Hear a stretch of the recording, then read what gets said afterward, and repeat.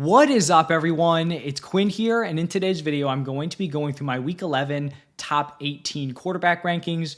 We do have some fantasy relevant guys on bye, so maybe you're hitting the waiver wire, have to dig into your depth. Hopefully this video helps you guys set your lineup at the quarterback position. Let's just dive right into tier one here. We're going to start off with two tier one quarterbacks. One guy here in Jalen Hurts, my quarterback one, has been on an absolute tear. He has put up 29 plus points in 3 straight games. Had a little bit of a shaky start to start off the season, but he has been absolutely balling over the last few weeks. The rushing production has been insane, and he draws a pretty decent matchup here against the Commanders. So I think it's fair to give Jalen Hurts that nod as the quarterback one.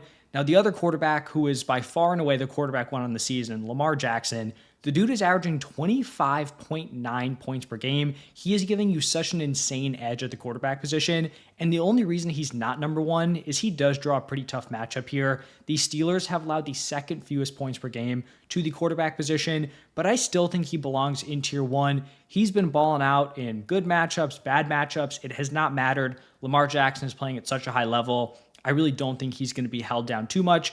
The matchup's enough to give Jalen Hurts the edge with how well he's playing, but both these guys, unless you somehow have them on the same roster, they're both going to be locked into your lineups. Now, looking at tier two, going to start off this tier with Josh Allen going up against the Chiefs. He's the quarterback 5 in points per game. He's been fairly consistent as of late, 18 plus points in each of his last 5 games. I guess the question marks here for Josh Allen are just his weapons. Is he going to get Amari Cooper? That was a fun trade deadline move. He played in, I think, 2 games, has been dealing with a wrist injury since then. Then you have Dalton Kincaid, who left the Week 10 game early. So what's his status? Hopefully he's getting those weapons back, but we'll just have to wait and see. Also in tier 2, we have Jaden Daniels going up against the Eagles. He's coming off his worst healthy game of the season in Week 10, only 8.6 points. Not a great matchup here against the Eagles. They've allowed the 4th fewest points per game to the quarterback spot. But in his healthy games, he's still averaging over 20 points per game. I still think he belongs here in tier 2. And then the last guy is going to be Joe Burrow going up against the Chargers. This is not a great matchup here, but Burrow's been playing at such a high level. I still think he deserves the respect. He's the quarterback 4 in points per game. He is leading all quarterbacks in passing yards and passing touchdowns, and I think he'll be fine, even in a not-so-great matchup. Now, moving into tier 3, going to start off this tier with Brock Purdy. He's been pretty solid as of late, 17 plus in each of his last 4 games, 23 plus points in 3 of his last 4. He got CMC back. It was good to see him get involved as a pass catcher. He has Debo. He has Juwan Jennings, who's playing super well. Ricky Pearsall, who's having productive games as a rookie in his first few games back from being shot. So the weapons are really starting to come around. Obviously, George Kittle has been an absolute monster. So Brock Purdy, like him here as a mid-tier quarterback 1. Then I have Russell Wilson going up against the Ravens. Now, when the Steelers announced that Russ was going to be the starter, the way I kind of viewed the situation was that it was probably going to be a plus for the pass catchers, George Pickens, Pat Freiermuth. But from the quarterback spot, I didn't really think Russ would be super fantasy relevant. Obviously, Justin Fields had established himself as a nice fantasy option at quarterback. I thought the Russ move would be more for the other weapons.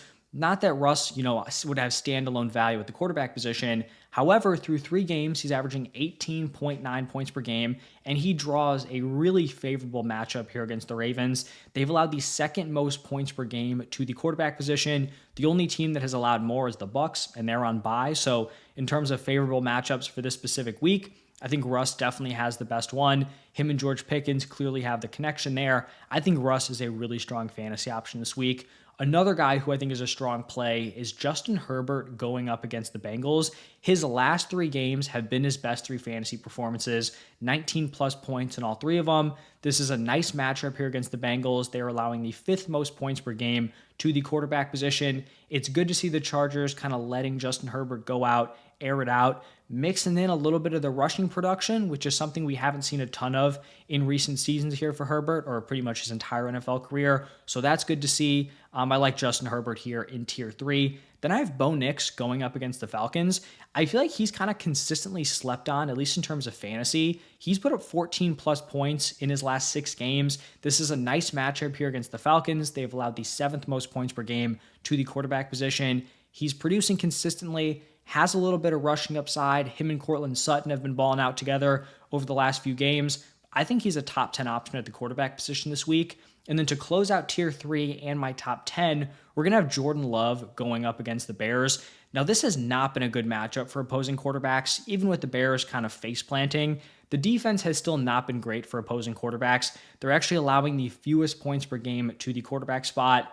But we do have Jordan Love coming off the bye. Hopefully, he should be fully healthy from that groin injury. This is a good offense. He definitely, gets hit a few spots in terms of the rankings with the matchup, but I still think he is a very relevant quarterback play, and I wouldn't be too concerned firing him up. Now, looking at tier 2, only a couple guys here, solid quarterbacks with favorable matchups. We're going to start off with CJ Stroud going up against the Cowboys. Now, CJ Stroud has kind of struggled as of late. I guess you could call it the sophomore slump. Could also be due to just the injuries on the offensive line. That unit struggling. The wide receiver position has had some injuries, but I do expect him to get Nico Collins back. That's going to be huge. Nico wide receiver 1, Tank Dell solid number 2. The Cowboys have allowed the 4th most points per game to the quarterback spot. So I do think this could be a nice bounce back opportunity for Stroud as long as he does get Nico Collins back for this one. And then my other tier 4 quarterback is going to be Jared Goff going up against the Jaguars. Now, on paper, Jared Goff probably should be ranked higher. The Jaguars have allowed the 3rd most points per game to the quarterback position. The Lions are first in implied points, up at 30.5. My concern here is I wonder if it's almost too amazing of a matchup where they're going to get such an early lead. This is going to be one of those extreme low volume passing games out of Jared Goff. That's my concern. He only has 2 games this season where he's hit 30 pass attempts. The second one was actually, just this past weekend where he threw the 5 picks that kind of needed to come from behind. He's not going to have a ton of passing volume. I think David Montgomery, Jahmyr Gibbs are both going to feast. So I still think he's playable, but I do think it has the potential to be one of those frustrating games where I think he had one a couple weeks ago where he threw for under 100 passing yards, maybe had 3 touchdowns, ended up being a fine fantasy day. But that's kind of my concern here with Jared Goff. Now, moving into the 5th and final tier, a bunch of guys who I think are fairly interchangeable. We're going to start it off with Matthew Stafford going up against the Patriots. Not a great matchup, but Stafford has just been a pretty solid option with his weapons healthy, 17.5 points per game in his last 3. Then we have Patrick Mahomes going up against the Bills. He's had a nice bounce back this season, was pretty much completely irrelevant fantasy-wise early on. Last 3 have been his best 3 games, 16 plus points in all 3 of those. It's just not a great matchup here against the Bills. They've allowed the 5th fewest points per game to the quarterback position. A guy who actually has a favorable matchup here is Tua going up against the Raiders. They've allowed the 8th most points per game to the quarterback spot. Tua just hasn't been all that great of a fantasy option, even when he's been healthy. In his 4 healthy games, he's averaging 14.8 points per game. He just has to be so effective through the air because his rushing production is pretty much non-existent. It does kind of hurt his overall floor and ceiling on a week-to-week basis. After Tua, going to go with Geno going up against the 49ers. Geno is the quarterback 11 in points per game on the season. It's not a great matchup here against the Niners. They have allowed the 10th fewest points per game to the quarterback spot. So I think he's fine as a higher end QB2, but not necessarily someone that I'm ecstatic to throw into my lineup. Then after Geno, we're going to go with Kirk Cousins going up against the Broncos.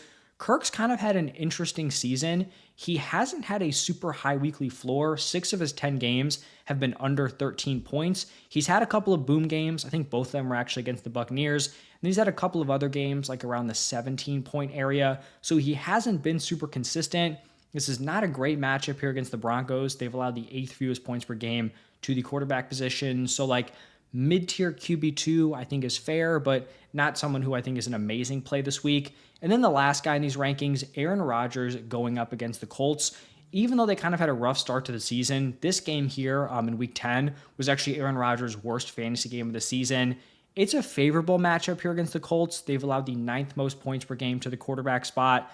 I could see Rodgers having a bounce back here. Garrett Wilson, Devontae Adams maybe bouncing back. It's tough to have a ton of confidence in this Jets offense, but maybe you have a quarterback on bye. Aaron Rodgers with those weapons in a favorable matchup, you could probably do worse at the quarterback spot. But that is going to wrap it up for my top 18. If you guys enjoyed the video, hit that like button, subscribe. Stay tuned. I'll have the tight ends out today also. And then I've already posted the running backs, wide receivers, and defenses. So check those out if you haven't seen them. Thank you all for stopping by, and I'll see you in the next one.